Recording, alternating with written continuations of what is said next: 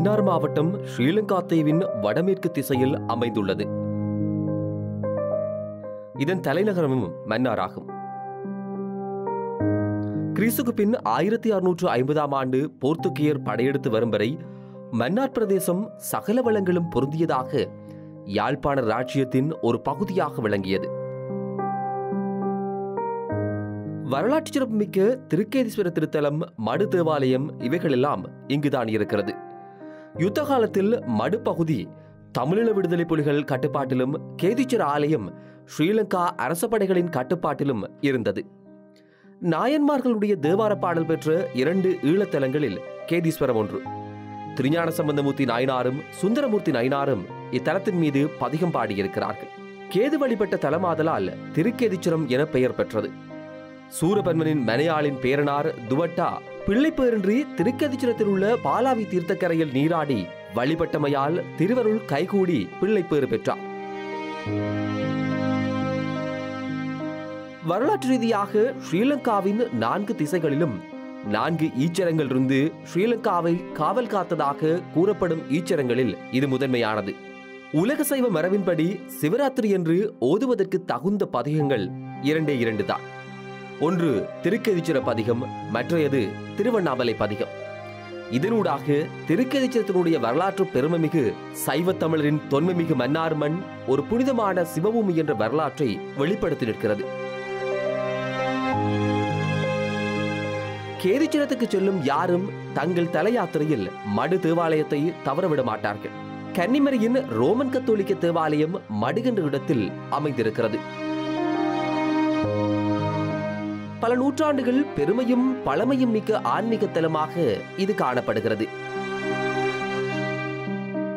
August மாதத்தில் இடம்பெறக்கூடிய இவ்வாலயத்தினுடைய வருடாந்த உற்சவம் ஏறத்தாழ 1 மில்லியன் மக்கள் இனம், மதம், மொழி பேதமின்றி கலந்து கொள்வர். இவ்வாறு மதங்கள் தாண்டி வாழும் வாழ்க்கை அழகானது. தமிழ் தேசியத்தின் ஒற்றுமைக்கும் நிலைப்பிற்கும் முன்னாள் மன்னார் மறைமாவட்ட ஆயர் ராயப்பு யோசப்பாண்டகையின் பணி அளப்பெரியது. இதன் தொடர்ச்சியாய் அண்மைய நாட்களிலும் முல்லைத்தீவு நீராவியடி பிள்ளையார் கோவில் வளாகத்தில் பௌத்தர் சிலை அமைப்பு உள்ளிட்ட மனிதாபிமான போராட்டங்களில் அருட்தந்தைகளின் பணி என்பது சிறப்புமிக்கது. இது இப்படி இருக்க, சிவராத்திரி விரத காலத்தில் திருகோணமலையில் சிவலிங்க உடைப்பும், மன்னார் கேதீச்சரத்தில் வரவேற்பு வளைவு தகர்ப்பும் சைவத்தமிழர்கள் மத்தியில் மிக பெரும் கவலையை உருவாக்கியதென்பதில் தவறு கிடையாது.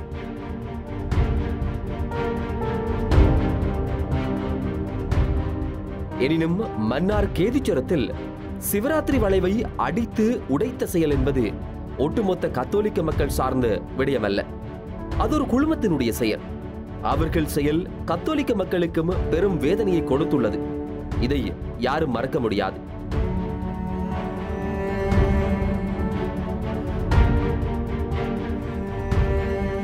எல்லா சமயங்களையும் மதிக்கிற, போற்றுகின்ற பெருந்தன்மை மிக்க கத்தோலிக்க மதகுருமார் பலர் நம் மத்தியில் இருக்கின்றனர்.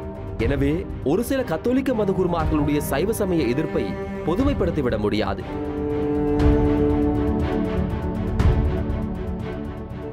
மிக பெரும் போர் நடைபெற்று இக்கட்டான சூழ்நிலை காலத்தில் ஒன்றுபட்டு வாழ்ந்த நாங்கள் தான் மதங்களின் பெயரால் இன்று பிளவுபட்டு சென்று கொண்டிருக்கிறோம். இவ்வளவு காலமும் கூடி வாழ்ந்த மக்கள் திடீரென குழப்பப்படல் என்பது சுயாதீனமானது கிடையாது.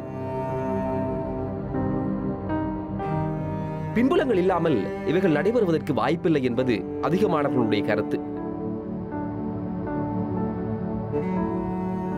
அன்று எம்மீது பொழியப்பட்ட குண்டுகளும் சன்னங்களும் கிறிஸ்தவர் என்றோ இந்துக்கள் என்றோ பார்த்து பொழியப்படவில்லை. தமிழர்கள் என்பதால் தான் இவையெல்லாம் நடந்தது.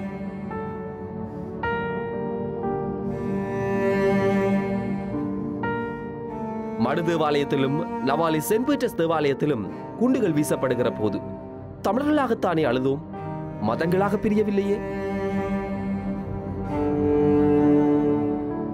நமக்குள் வன்மம் வளர்ப்பதால் நம் அனைவரினதும் பொது எதிரியை மறந்துவிடப் போகின்றோம்.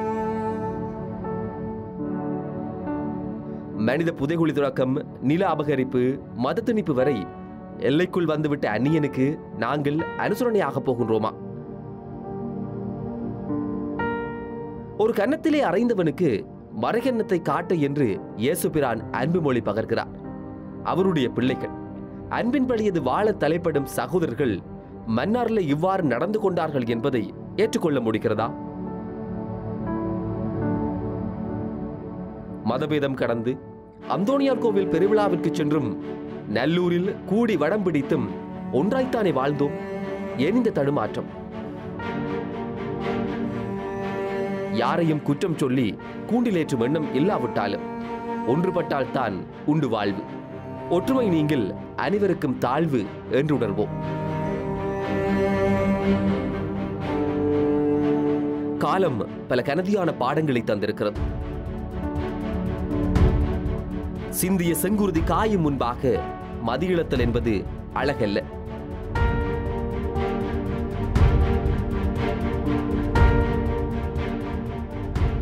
வாழும் வழி தாண்டி பேசும் மொழியால் நாம் தமிழர்கள் என்பதை மறந்துவிடலாகாது. இதை தவறின் வரலாறும் எம்மை மன்னிக்காது.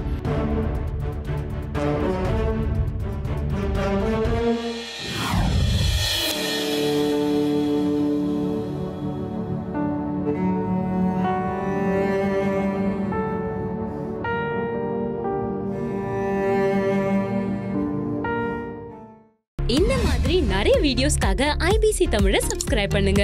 நாங்க போடுற ஒவ்வொரு வீடியோவையும் நீங்க மிஸ் பண்ணாம பார்க்கணுமா? அப்போ கீழே இருக்க பெல் பட்டனை மறக்காம கிளிக் பண்ணுங்க.